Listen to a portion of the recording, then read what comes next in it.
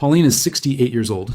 She lives in a small unit in Newcastle and has been on the full-age pension for just over a year. Every March and every September, she does the same thing. She sits at her kitchen table with a cup of tea, opens her banking app, and waits to see how much extra is going to land in her account when the pension indexation kicks in. She has come to rely on that twice-yearly bump, not for anything exciting, just to cover the fact that everything costs more than it did 6 months ago. Back in March this year, her payment went up by $22.20 a fortnight. She was relieved. It felt like the system was at least trying to keep pace. But when she actually sat down and worked out what her electricity bill had gone up by that same quarter, the extra $22 barely covered it.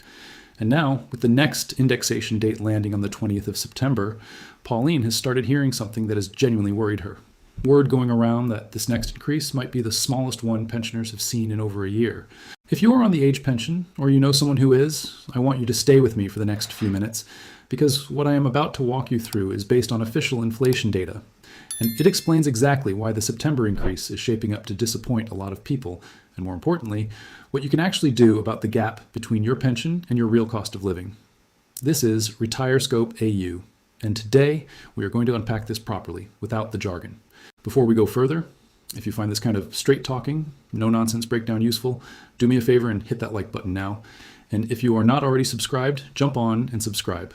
Because I put these videos together specifically so Australian retirees are not caught off guard by things Centrelink does not exactly send you a warning letter about. Right, let us get into it. First, I want to quickly explain how this indexation actually works. Because a lot of pensioners assume the pension just goes up with the cost of living automatically, like a light switch. It is not quite that simple. Twice a year, on the 20th of March and the 20th of September, the government looks at a mix of figures from the Australian Bureau of Statistics. The main one is the Consumer Price Index, which tracks how much prices have moved.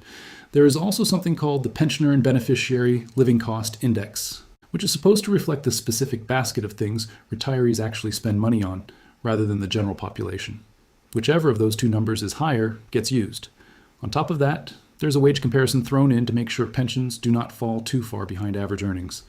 Here's the part that catches people out. This formula does not measure your actual bill.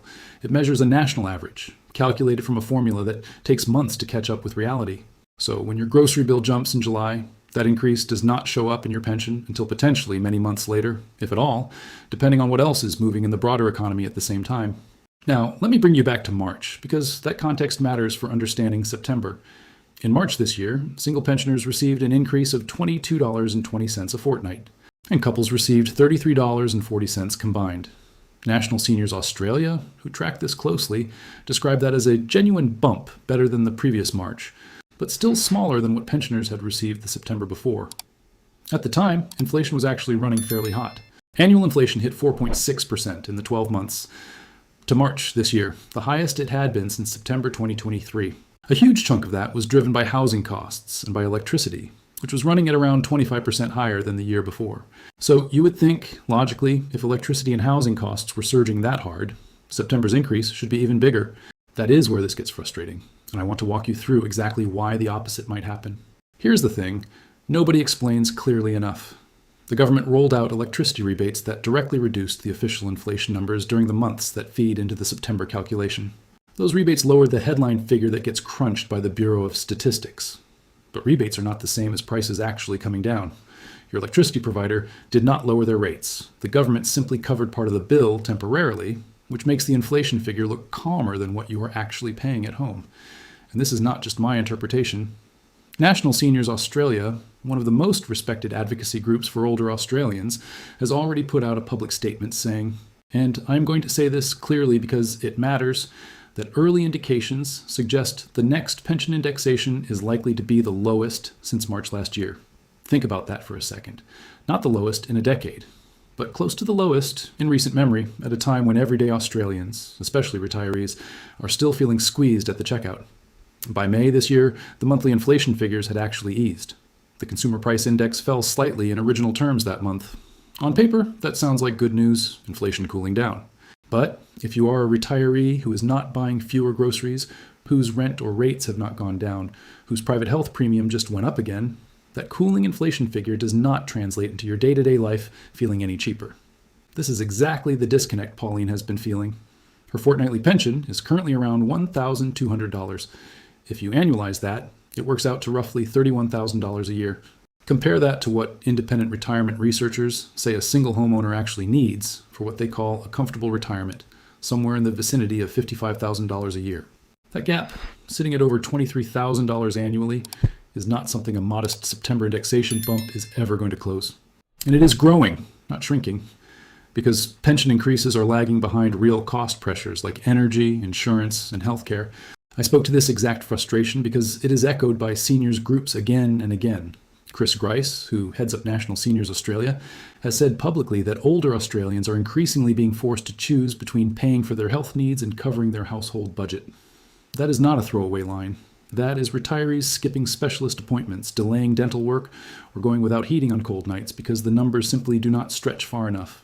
Now here is my honest take on all of this, because I think it is important you hear this plainly. I'm not going to sit here and tell you the indexation formula is rigged or that there is some conspiracy against pensioners. The formula is what it is, and arguing about the politics of it will not put an extra dollar in your pocket. What I do think is unfair is that most pensioners find out how small their increase is on the day it lands, with zero warning and zero time to plan around it. That is the actual problem. Not the formula itself, but the total lack of a heads up before it hits your account. So let me give you something practical, because knowing this information is only useful if it changes what you do next. The first thing I want every single person watching this to check, right now if you can, is whether you're using every entitlement available to you, because the pension rate itself might disappoint you in September, but there is real money sitting in concessions that most pensioners never claim. If you have not looked into the Commonwealth Seniors Health Card and your income sits under the relevant threshold, that card alone can knock your prescription costs down to around $7.70 instead of the standard rate, and that adds up fast if you are on regular medication. Second, if you are renting privately, check whether you are actually receiving rent assistance, because this is not automatically bundled into your pension payment. You have to specifically apply for it, and the maximum rate for a single person sits above $200 a fortnight.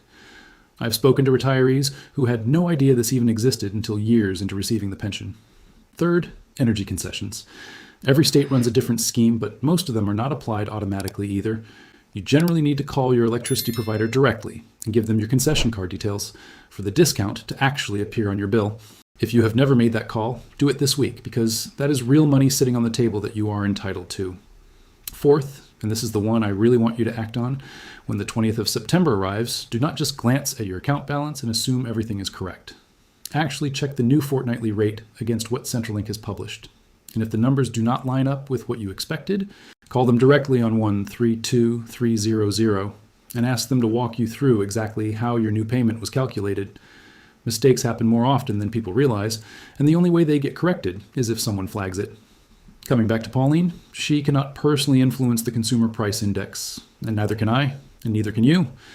But what she can control is whether her Centrelink file is accurate, whether she is claiming the Commonwealth Seniors Health Card if she is eligible, whether her energy concession is actually being applied to her bill, and whether she checks her September payment line by line instead of just hoping it is right.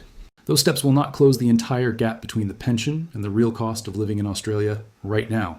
Nothing I say in this video is going to magically do that. But they will make sure she, and hopefully you, are getting every single dollar you're actually owed, rather than quietly missing out because nobody explained where to look.